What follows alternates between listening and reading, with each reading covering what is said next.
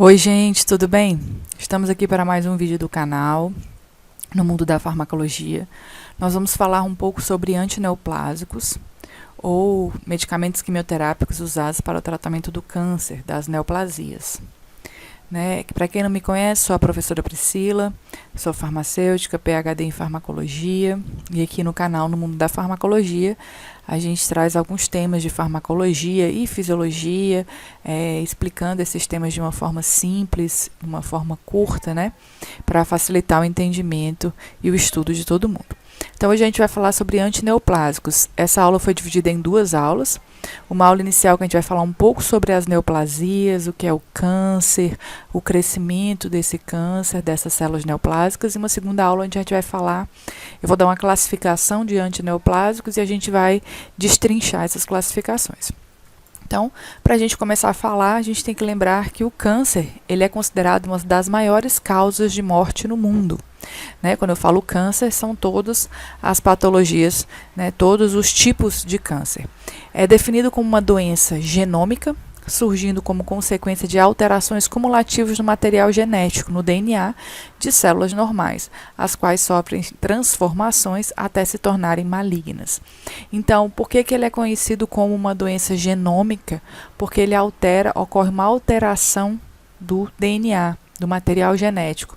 Isso pode ser por uma herança genética, você já traz essa alteração no seu sangue, ou pode ser por agentes, Então, a pessoa que fuma, ela tem uma probabilidade maior de desenvolver um câncer de pulmão, de boca, de pele, Uma pessoa que um etílico, uma pessoa que usa álcool, ela tem uma chance maior de ter câncer no fígado. Então, existem alguns fatores que propenciam aí o câncer. A gente não vai entrar nesse debate, porque é bastante longo, Então, vamos definir de uma forma mais curta e vamos dar sequência para a gente entrar na farmacologia. Então, neoplasia, quais são os conceitos, Neoplasia significa crescimento de algo novo. Então, é o crescimento autônomo de tecidos que escaparam das restrições normais da proliferação celular e exibem graus variáveis de fidelidade aos seus precursores. O tumor, então a neoplasia é quando a gente tem um tecido, células que começam a crescer de forma desenfreada, uma proliferação extremamente rápida. Geralmente essa proliferação ela é diferenciada, então essas células elas não ganham grandes especializações, Elas acabam sendo células cópias e mais cópias, sem muitas especializações. Elas fogem das restrições normais, escapam do nosso organismo, tem a gente pode chamar de um processo de visualizar o que está sendo produzido, Então, o que é produzido de forma defeituosa, o nosso organismo tem uma forma de eliminar por apoptose células que, por um acaso, quando nós reconhecemos que essa célula teve uma alteração. Essas neoplasias, essas células, que crescem de uma forma desordenada, elas conseguem escapar desse rigor, Então, elas acabam escapando e se proliferando de uma forma exagerada. O tumor, o significado, o conceito de tumor é o sinônimo de neoplasia sólida, sendo originalmente usado para os aumentos de volumes causados pela inflamação e pode ser benigno. Então, o tumor ele pode ser um tumor maligno, ele pode ser um tumor benigno e geralmente é utilizado para denominar uma neoplasia sólida. O câncer é a denominação genérica usada somente para tumores malignos e originou-se devido à capacidade de invadir os tecidos vizinhos. Então, o que são os tumores benignos, Os tumores benignos, eles não penetram nas margens dos tecidos adjacentes, nem se disseminam para locais distantes. Eles formam ali um crescimento dentro de uma cápsula fibrosa. Eles não têm capacidade de extravasarem. O crescimento excessivo, localizado na área em que surgem. Então, são condromas, adenomas, fibromas, osteomas, papilomas. São mais diferenciados que os malignos, ou seja, mais semelhantes ao tecido de origem. Então, as células elas são mais diferenciadas, elas permanecem mais semelhantes ao tecido de origem. Elas não vão ganhando especialidades diferentes, certo? Elas só vão proliferando, crescendo. Então, os tumores malignos, eles geralmente têm a capacidade de invasão de tecidos contíguos, ou seja, eles têm a capacidade de invaginar, de penetrar em tecidos, eles não ficam em um local, não são localizados, eles crescem, eles nascem em um local, mas eles têm essa capacidade de disseminar. São sarcomas, carcinomas, são alguns exemplos. Se disseminam para locais distantes, estabelecem residências, crescem novamente e invadem novos tecidos. Então, os tumores malignos, eles têm essa capacidade de disseminação. Então, aqui a gente tem umas células normais, então a gente está vendo aqui uma célula normal, e a célula normal, ela tem a expressão de oncogene, ela é rara, tem um fator de secreção ordenado, presença do gene supressor de tumor. Então, nas nossas células, a gente tem a presença do gene supressor de tumor, que são os genes que vão aí ajudar a suprimir o crescimento de células anormais. Nas células neoplásicas, a gente já vê uma alteração da estrutura mesmo dessas células, elas perdem a inibição por contato, ou seja, quando elas começam a crescer, nas células normais, quando elas começam a crescer, que uma entra em contato com a outra, é como se fosse um sinal de que não há necessidade de maior crescimento, que não tem espaço. A célula neoplásica, ela perde essa inibição por contato, então o crescimento ele se torna progressivo, independente do espaço. Aumenta a secreção de fator de secreção, que são fatores de crescimento, fatores que vão causar neovascularização. Aumenta a expressão de oncogenes, que são genes que mantêm o crescimento e a proliferação desordenada. E ocorre a diminuição do gene supressor do tumor. Então, eu tanto tenho aumento da expressão do oncogene, que ela é rara em células normais, como eu tenho a diminuição do supressor de tumor, que ele está presente nas células normais. Então, a gente tem dois fatores aí que ajudam nesse crescimento desenfreado. Então, quando a gente tem, por exemplo, o uso de uma substância carcinógena, o cigarro, por exemplo, ele vai afetando as células normais. Essas células normais, ela pode sofrer uma alteração, se transformar numa célula transformada. Essa célula mutada, transformada, ela vai se multiplicar. Então, ela começa a se multiplicar e para a formação do tumor, essa aglomeração de células que agora está se multiplicando, bem semelhantes à célula original, elas agora são recobertas por vasos que vão manter ali a alimentação dessas células. Então, ela vai ser neovascularizada e isso vai permitir com que tanto chegue mais nutriente a essa região, como fatores de crescimento, para que elas continuem se replicando, como pode possibilitar que uma única dessas células escape aqui desse local e caia na circulação, chegando a outros locais. Então, ela vai chegar na circulação e ela pode extravasar e chegar a um outro local, um outro órgão, causando o que a gente chama de metástase. Então, ocorre a metastização, que é quando o câncer ele sai de um local e ele chega a locais mais distantes. Então, quando a gente fala da ação dos antineoplásicos, a gente tem que lembrar do ciclo celular. Por quê? Porque esses antineoplásicos eles vão ter que agir no ciclo celular. O que acontece de diferente? A célula ela vai ter uma alteração e ela começa a crescer desenfreadamente. Então, as drogas elas têm que, de alguma maneira, barrar esse crescimento. Então, vamos lembrar aqui o ciclo celular. O ponto de restrição ele é dependente de fatores de crescimento, facilitam a replicação do material genético e a divisão celular, genes supressores tumorais. Então, a gente tem os genes como a proteína P53, que são os genes supressores de tumor, que a gente viu que está presente em células normais, são induzidos mediante impedimento no processo de divisão celular.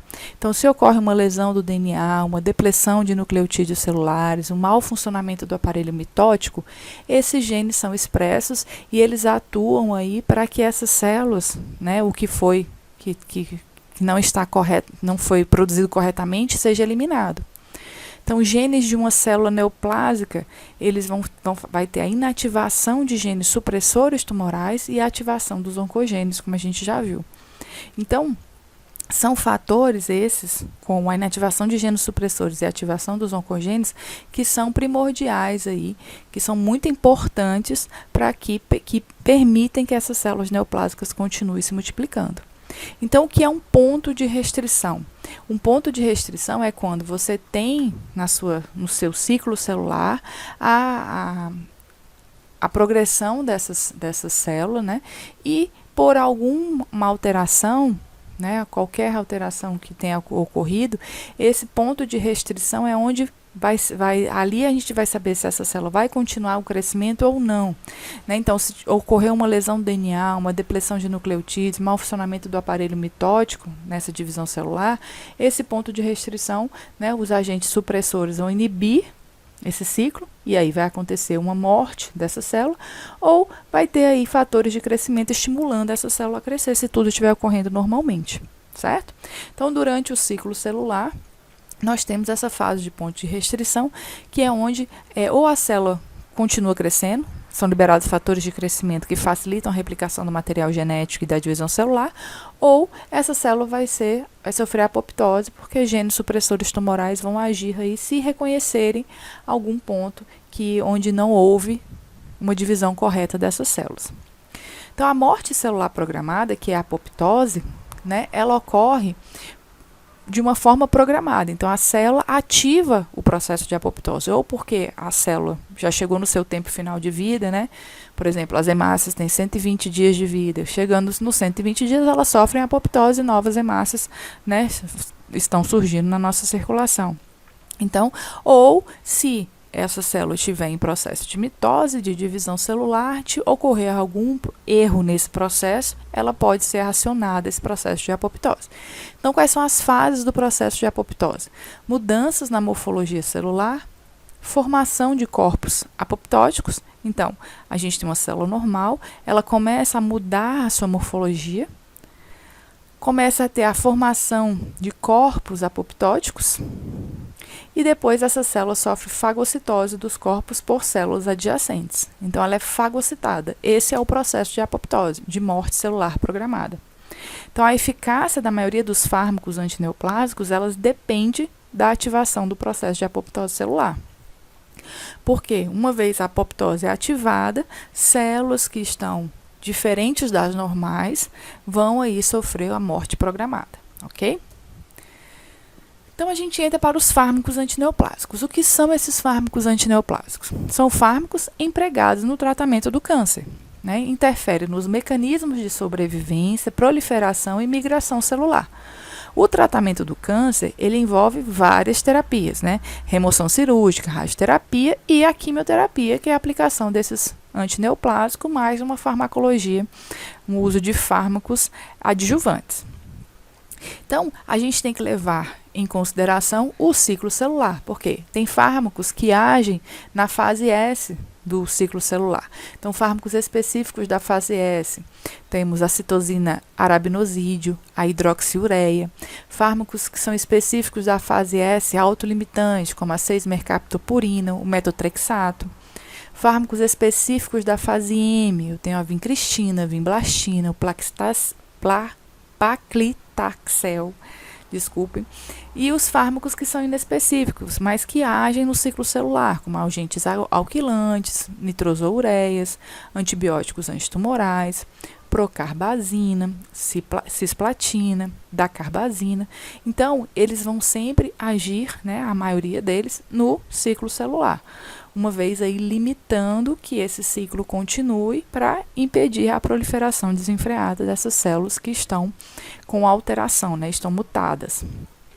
Como é que a gente pode classificar essas drogas antineoplásicas? Elas podem ser classificadas de acordo com o ciclo, né, aquelas que agem no ciclo de forma inespecífica, aquelas que atuam nas células que são ou não no ciclo, que estão ou não no ciclo proliferativo, como por exemplo a mostarda nitrogenada, as que agem, que são cicloespecíficas, que atuam somente nas células que se encontram em proliferação, como é o caso da ciclofosfamida, e aquelas que nós chamamos de fase específicas, que atuam em determinadas fases do ciclo celular.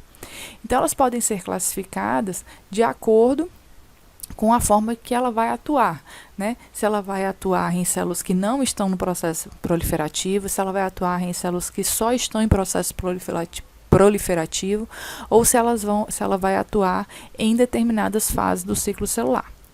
Quais são os tipos e as finalidades da quimioterapia? Então, a quimioterapia, ela é curativa, quando é usada com o objetivo de se conseguir o controle completo do tumor, ou seja, a remissão completa desse tumor. Ela pode ser adjuvante, quando se segue a cirurgia curativa, tendo o objetivo de esterilizar células residuais locais ou circulantes, diminuindo a incidência da metástase à distância.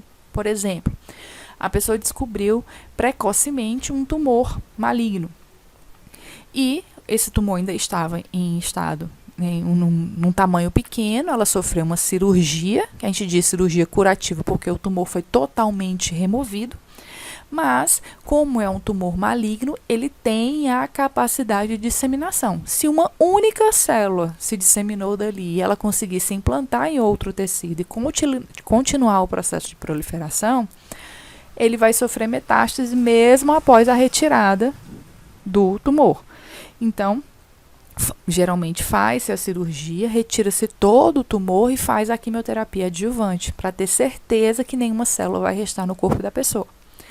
Ela pode ser neoadjuvante ou prévia, quando indicada para se obter a redução parcial do tumor, visando permitir uma complementação terapêutica com a cirurgia ou radioterapia.